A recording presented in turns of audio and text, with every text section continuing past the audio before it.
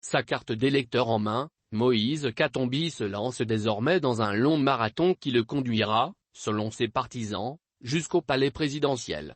Le sésame est là pour ouvrir la porte du palais de la nation, a expliqué Cabo et Philippe, un jeune militant d'Ensemble pour la République venu de la commune annexe pour accompagner son champion et le voir obtenir sa carte d'électeur. Depuis quelques jours, Katumbi ne cesse de le rappeler, un autre Congo est possible. À 11 mois des élections, l'ex-gouv doit relever l'énorme défi qui consiste à convaincre les Congolais à avaliser son offre politique. L'enrôlement de Katumbi, c'est tout un message. La marche vers le palais de la nation commence déjà. Elle sera parsemée de diverses embûches, mais la détermination du leader d'Ensemble ne montre aucun signe de fébrilité.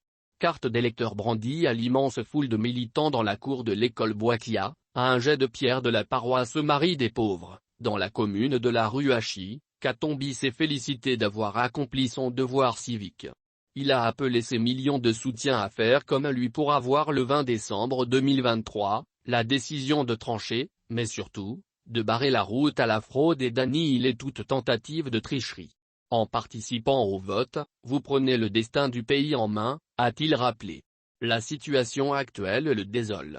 Il faut une nouvelle gouvernance, explique Espérance Ramazani, un cadre d'Ensemble pour qui lui et son chef ont totalement échoué.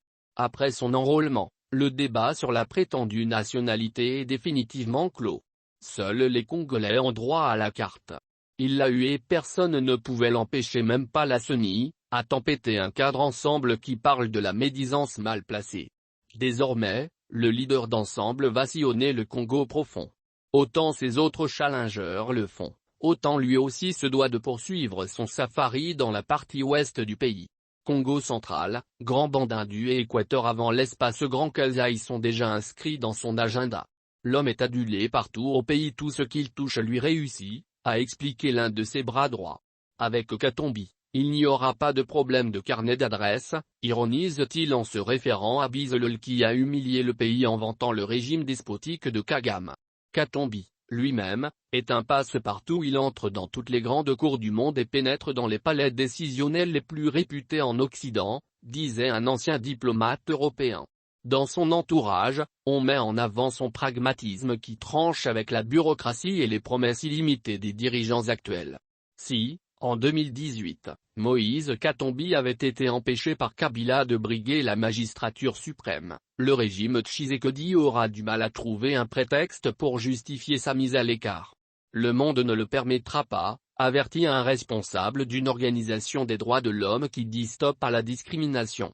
De toutes les façons, les Congolais, dit-il, ont besoin de changer leur quotidien.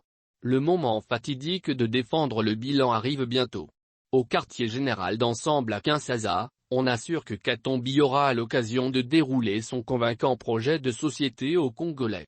Il le répète d'ailleurs à l'envi. Changer le Congo est un problème de volonté politique. Riche homme d'affaires, il n'arrivera pas au pouvoir pour se remplir les poches comme font les autres, précise un élu Ensemble de l'Ituri. Pour lui, la chance est donnée au pays de tourner la page de la souffrance et de la misère. L'ère Katumbi ne va augurer que d'un avenir meilleur, a-t-il ajouté. Dans l'est du pays, le désespoir s'est installé. L'état de siège a échoué, le M23 et l'armée rwandaise poursuivent la conquête des territoires du Nord Kivu, les ZAD continuent à égorger les paisibles populations. Bref, Tshisekedi n'a pas tenu sa promesse de pacifier le pays, hurle un notable du Nord Kivu décidé à orienter cette fois-ci l'opinion kivusienne sur un choix plus rationnel et non propagandiste.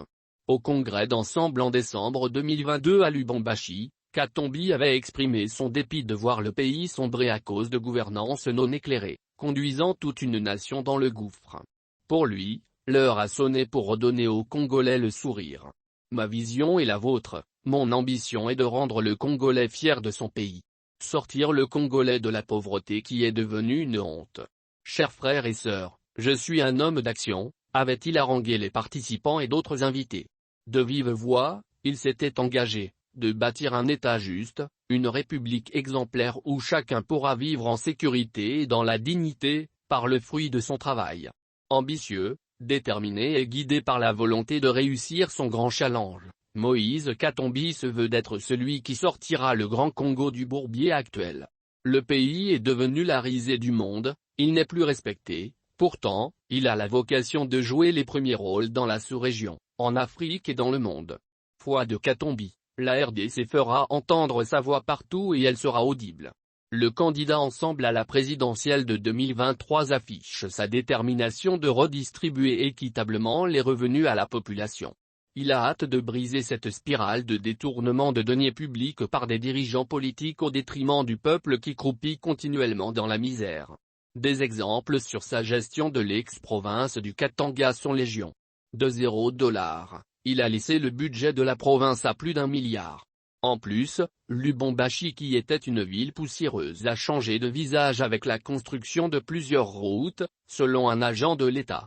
Avec son projet agricole, il avait réduit la dépendance du Grand Katanga dans la consommation de la farine de maïs.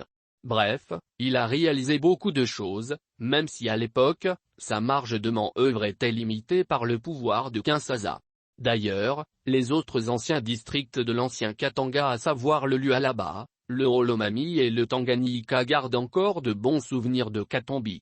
Ce n'est pas pour rien que Vital Kamerhe, alors président de l'Assemblée nationale sous Kabila, aujourd'hui premier partenaire politique de Félix Tshisekedi, avait loué à l'époque Katumbi, appelant d'ailleurs avec insistance les autres gouverneurs à se rendre dans l'ex-Katanga pour passer un stage. Déjà, à ce moment-là, VK avait cru en l'homme, en sa capacité d'action et en son pragmatisme pour réaliser de grandes choses. Aujourd'hui, Kamerhe ne dira pas le contraire. Il connaît bien Katumbi et sa puissance, insiste un cadre de la MUCA favorable à la candidature du boss du TP Mazembe.